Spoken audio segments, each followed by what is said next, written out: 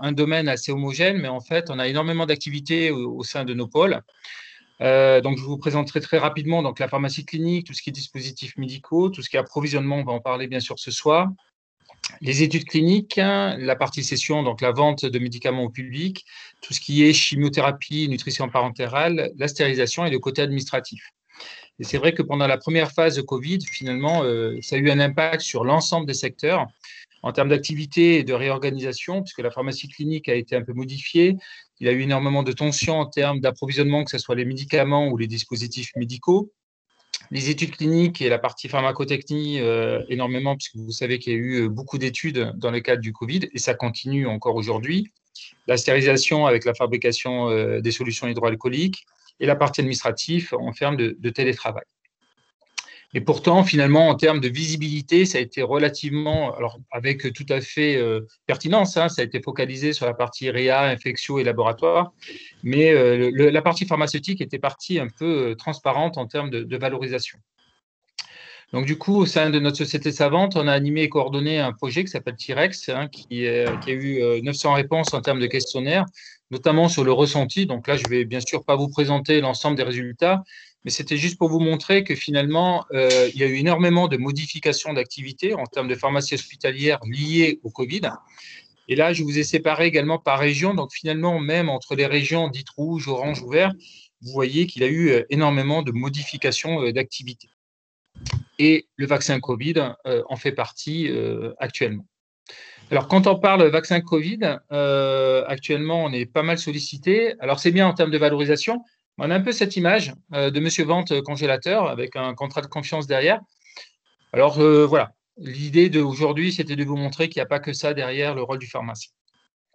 Donc, pour rappel, en termes de logistique, qui est effectivement une vraie action et qui nous prend énormément de temps, vous avez deux flux.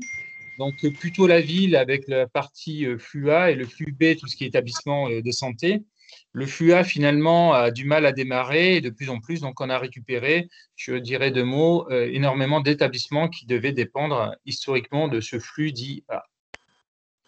Donc, voilà un peu les étapes. Donc, Pfizer produit ces différents vaccins, les adresses au niveau des établissements hospitaliers. Donc, il a 100 établissements dits support, un par département, qui a reçu ce congélateur moins 80 et qui ensuite va dispatcher entre les différents services, d'une part au sein de son propre établissement, et un CHU, on en a quand même pas mal, mais également avec les autres établissements, j'y reviendrai. L'objectif, bien sûr, c'était surtout la première phase, vous connaissez tous les phases de vaccination. La première cible, c'était les personnes les plus vulnérables, c'est-à-dire les personnes âgées au niveau des EHPAD, avec toute une logistique particulière, étant donné que la partie congélateur est relativement stable, même si la durée de péremption en lui-même est assez courte. En sortant du congélateur, lorsqu'il part de chez nous, il part côté frigo, c'est-à-dire entre 2 et 8 degrés. Là, du coup, le flacon ne dure que 5 jours et une fois dilué, ne dure que 6 heures. En sachant qu'une des difficultés qu'on va retrouver aussi avec le deuxième vaccin Moderna, encore pire, donc Pfizer, le flacon fait 5 doses. Il y a eu des discussions sur la 6e dose possible, on peut y revenir dans la discussion. Et Moderna, c'est des flacons de 10 doses. Donc, bien sûr, en termes d'organisation, notamment ambulatoire, ça peut entraîner des difficultés. Alors, en tant qu'établissement support, on va alimenter bien sûr le CHU de Nice. Donc, vous connaissez notre établissement. On a des services cliniques, on a des médecines du travail, on a des centres de vaccination. Donc, finalement, ça fait 6 sites de livraison. Et en termes d'établissement GHT, alors on a la chance de travailler déjà avec nos collègues hospitaliers du GHT de manière efficace et depuis de nombreuses années, parce que nous sommes coordonnés sous forme d'une fédération pharmaceutique de territoire. Donc là, ça marche bien. Mais ensuite, on nous a attribué également les EHPAD autonomes, désormais depuis début de semaine les établissements privés et depuis encore plus récemment les différents centres de vaccination qui émergent au niveau des mairies. Et là, c'est un peu plus compliqué en termes d'organisation et de questionnement, même en termes de sécurité, que ce soit de transport, de perte à délivrer, surtout que les centres de vaccination n'étaient pas prévus au départ suite à la mauvaise expérience, en tout cas le mauvais ressenti de la grippe H1N1, tout le monde s'en souvient. Alors, pour vous montrer un peu notre activité, la notion d'agilité qui est nécessaire, si on prend l'exemple du CHU de Nice, en ce qui concerne le flux patient, Donc, on a reçu le 28 décembre notre congélateur -80. On en a 2 autres en back-office. Il a fallu le qualifier, donc ça a été fait en interne. Donc là, j'en profite pour remercier Thibault Lavru des laboratoires et également le biomédical service technique. Ça a été vraiment un travail en équipe pour qualifier cet appareil le plus tôt possible. On a eu le go départ au niveau du ministère on était prévu à l'origine pour une livraison début janvier, le 4 ou le 5 janvier. C'était avancé d'une semaine, puisqu'en fait, notre département était malheureusement dans le rouge. Donc, le départ des vaccins s'est fait à 18 heures, c'était arrivé dans la nuit, et 4 heures après, on administrait aux premiers patients. Donc, ce qui suppose bien sûr que toute l'organisation a été pensée en amont et mes collègues également, je pense, avaient tout planifié. Mais voilà, on a eu une petite surprise une semaine à l'avance. Donc, on a vacciné. Dans la foulée, on a livré donc, les autres établissements du GHT notamment. Et chacun a pu commencer, ou en tout cas presque, commencer à vacciner dès la fin d'année. En ce qui concerne les professionnels, donc là, c'était encore moins prévu, puisque c'était prévu fin janvier.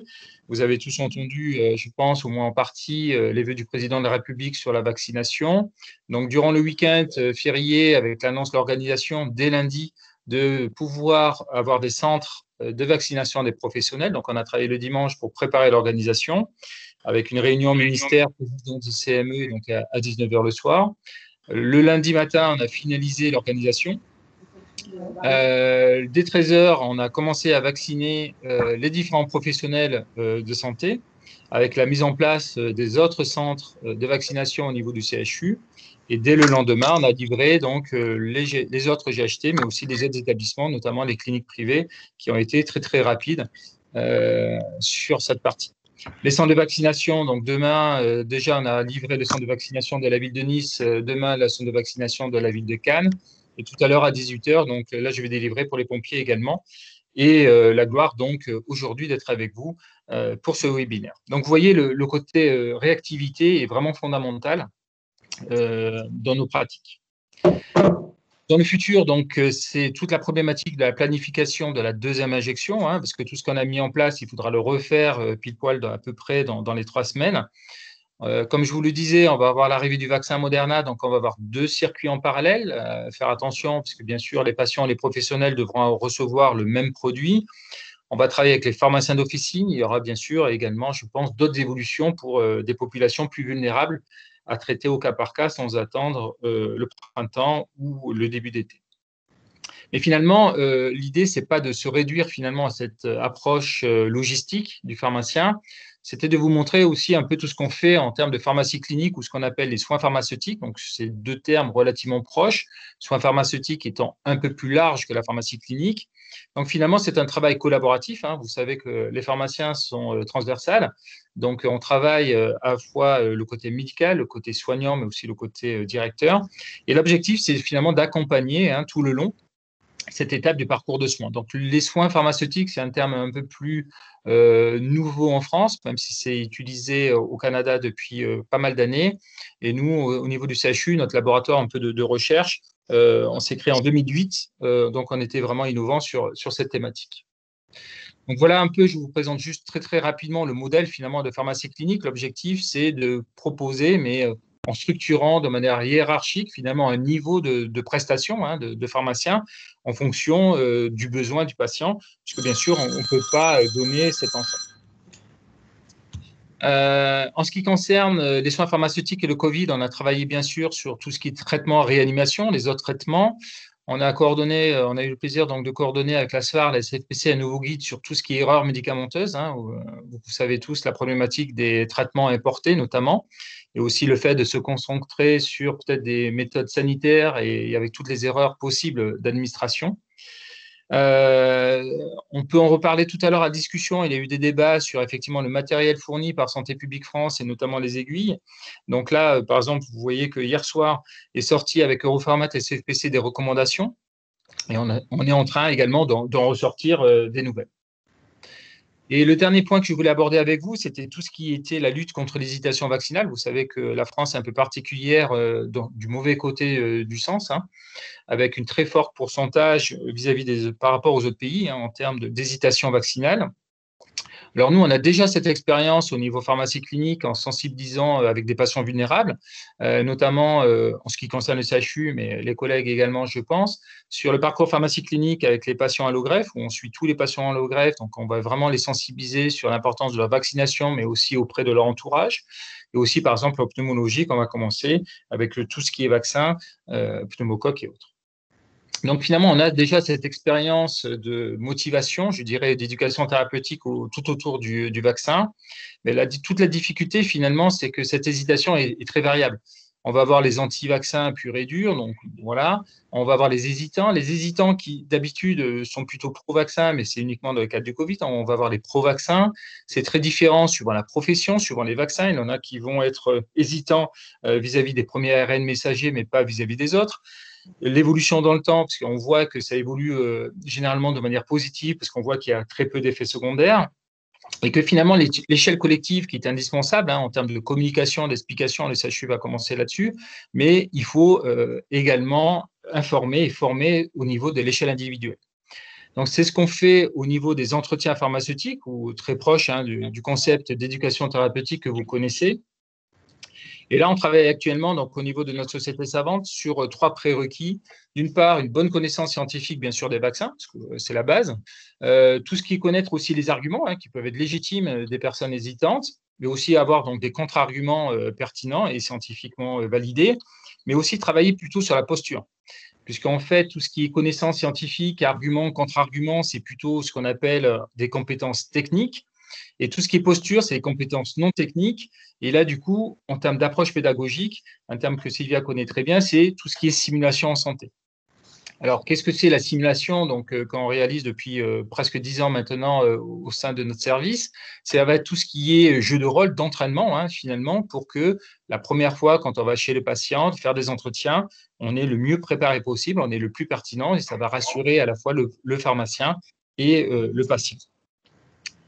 Et on est en train de travailler donc avec nos collègues au niveau de la SFPC. J'anime le groupe simulation, donc on va travailler avec Bertrand Decodin donc à Lille, l'équipe de Pierre Bédouche à Grenoble et Stéphane Honoré donc à Marseille, avec comme cible finalement à la fois le pharmacien hospitalier et le pharmacien officinal. Travailler sur cette posture. Et si vous êtes un fidèle de la CIPE, on vous avait déjà présenté la ProcessCom. Donc, on utilise aussi cette méthode non seulement pour le management, mais sur l'éducation thérapeutique, puisqu'en fait, suivant le profil de vos patients ou des professionnels, ça marche aussi bien sûr avec les professionnels de santé, on va présenter les arguments de manière différente. Certains seront plutôt intéressés par des chiffres, d'autres plutôt pour soi-même, et ainsi de suite. Donc, on est en train de finaliser ces scénarios de simulation, mais qui peuvent être tout à fait être efficaces pour le médecin traitant, bien sûr. Alors, pour finir, je cherchais les mots-clés, les 5 mots-clés à retenir ce soir, référencés dans PubMed pour être vraiment scientifique. Puis finalement, je vous ai mis juste ces 2 schémas qui résument bien, je pense, en tout cas l'esprit de l'intervention. Donc, l'idée un peu polyvalente du pharmacien hospitalier, un peu transparent, mais qu'on essaye de faire connaître le plus possible. Et le slogan classique, essayez, adoptez, vous verrez, dès que vous nous connaîtrez un peu mieux, vous ne pourrez plus vous passer de nous. Et je vous remercie en espérant avoir tenu le temps de parole. Merci beaucoup Rémi, et puis bravo pour avoir tenu le temps de parole. En fait, je ne peux peut-être pas préciser encore pour tout le monde, donc vous pouvez nous indiquer des questions par le chat, on les note au fur et à mesure.